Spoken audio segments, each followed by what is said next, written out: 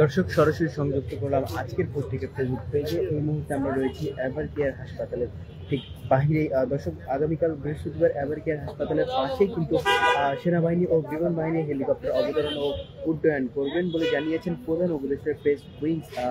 SSF এর নিরাপত্তা protocol অনুযায়ী পরীক্ষামূলক এই কার্যক্রম কিন্তু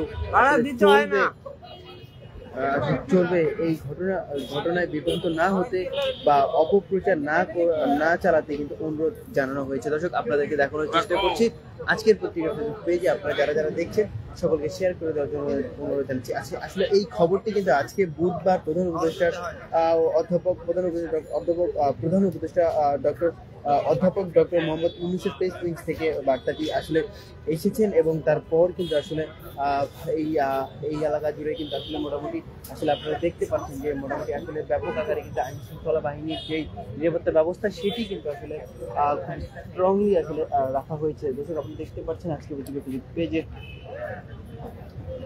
রাজধানী এভার কেয়ার হাসপাতালে কিন্তু আসলে সাবেক প্রধানমন্ত্রী ও বিএনপি চেয়ারপারসন বেগম খালেদা জিয়া আজকে প্রায় 10 দিন ধরে কিন্তু আসলে চিকিৎসাধীন অবস্থায় রয়েছেন। তার বর্তমান শারীরিক অবস্থা বিবেচনায় হাসপাতাল তার নির্বিঘ্ন চিকিৎসা কিন্তু প্রতিনিয়তই চলছে। প্রয়োজনে উন্নত দেশে নিয়ে যাওয়ার পরিকল্পনাও হতে পারে, এমনটা কিন্তু আসলে জানা গিয়েছে। তারা নিরাপত্তা ও যাতায়াত সুবিধা এবং উচ্চ মর্যাদা বিবেচনায় তাকে রাষ্ট্রীয় অতি গুরুত্বপূর্ণ ব্যক্তি হিসেবে অর্থাৎ ভিআইপি পার্সন হিসেবেও কিন্তু আসলে প্রধান উপদেষ্টা অর্থাৎ উপদেষ্টা পরিষদ থেকে কিন্তু আসলে ঘোষণা করে হয়েছে।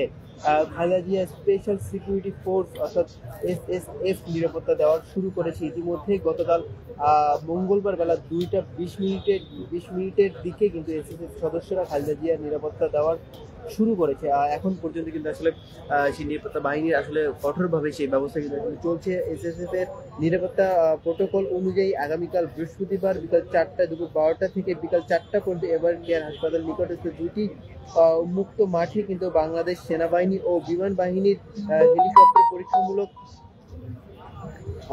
পরীক্ষামূলক অবতরণ ও উড্ডয়ন পরিকল্পনা করবে বলে জানিয়েছেন প্রধান উপদেষ্টা প্রেস উইংস। এই বিষয়ে কোনো ধরনের অপপ্রচার বা বিভ্রান্ত যাতে না ছড়ায় সেই অনুরোধটাই কিন্তু আসলে প্রধান উপদেষ্টা যে প্রেস উইং সেখান থেকে কিন্তু জানানো হয়েছে। দর্শক, আমরা যদি আপনাদেরকে একটু এভার কেয়ার হাসপাতালের আশেপাশের দৃশ্যটি একটু দেখানোর চেষ্টা করি। এই মুহূর্তে কিন্তু এভার কেয়ার হাসপাতালের পাশে কিন্তু আসলে পুলিশ কিন্তু এভার কেয়ারের যে গেটটি রয়েছে সেই গেটের চারিদিকে কিন্তু পুলিশ কিন্তু আসলে ব্যারিকেড দিয়ে রেখেছে এবং ব্যারিকেডের পিছনে কিন্তু আসলে পুলিশ কিন্তু অবস্থান করছেন এবং সর্বোচ্চভাবে কিন্তু পুলিশ এবং বিজিবি মোতায়েন করা রয়েছে, আপনি দেখতে পাচ্ছেন। এবং এই দিকটাতে যদি আমরা একটু খেয়াল করতে চাই, আসলে এই দিকটাতে কিন্তু আসলে বিএনপির যে সকল নেতাকর্মীরা রয়েছেন তারা কিন্তু আসলে এসে কিন্তু আসলে ভিড় জমাচ্ছেন। যদিও আসলে বিএনপির নেতাকর্মীদের কিন্তু আসলে হাসপাতালের আশেপাশে ভিড় জমাতে আসলে নিষেধ করা হয়েছে দলটি থেকে। তারপরেও কিন্তু আসলে বিএনপির যে সকল নেতাকর্মীরা আসছেন তারা কিন্তু বলছেন যে আসলে দেশনেত্রী এবং তাদের নেত্রী বিএনপি চেয়ারপারসন বেগম খালেদা জিয়া অসুস্থ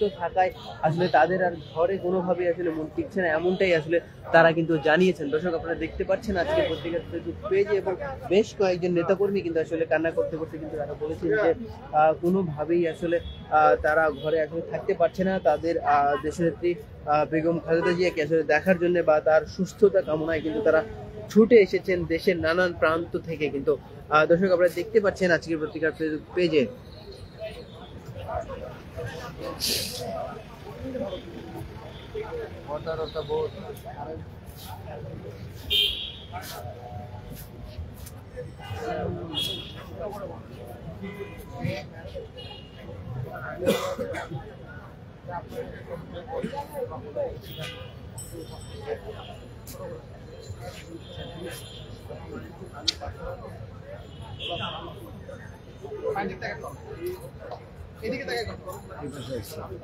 আমরা যদি আরেকজন সেটা একটু কথা বলতে চাই।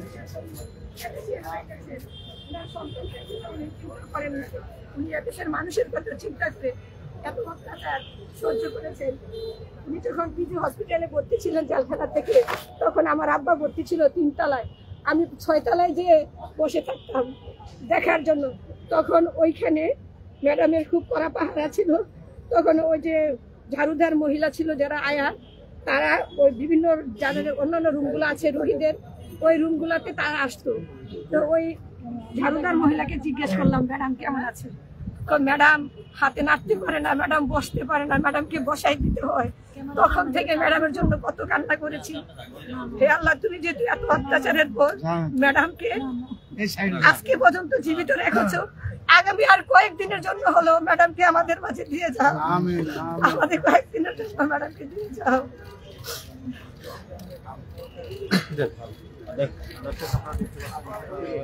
শুনছিলেন যে একজন বিএনপির কর্মী কিন্তু আসলে তিনি কান্না করতে করতে কিন্তু বলছিলেন যে আসলে তাদের যে আবেগের কথা এবং তাদের যেই নেত্রী বিএনপি চেয়ারপারসন বেগম খালেদা জিয়ার আসলে যে সুস্থতা কামনার জন্য আসলে কিন্তু কান্না করতে করতে কিন্তু বলছিলেন। দর্শক আসলে সামনের চিত্র আপনাদেরকে দেখানোর চেষ্টা করছি, আমি সঙ্গে যুক্ত আছি কাউসার আহমেদ দীপন। আপনারা যারা যারা দেখছেন সকলকে লাইভটি শেয়ার করে দেওয়ার জন্য জানাচ্ছি। দর্শক, এই ছিল রাজধানীর এভারকেয়ার হাসপাতালের সামনে থেকে সর্বশেষ পরিস্থিতি। সকলকে ধন্যবাদ।